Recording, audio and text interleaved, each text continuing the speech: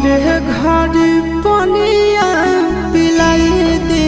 है जान गे कफन ओढ़ाई दी है टूटत ही जब प्राण गे मरे घर पनिया पिलाई दी है जान गे कफन ओढ़ाई दी है टूटत ही जब प्राण गे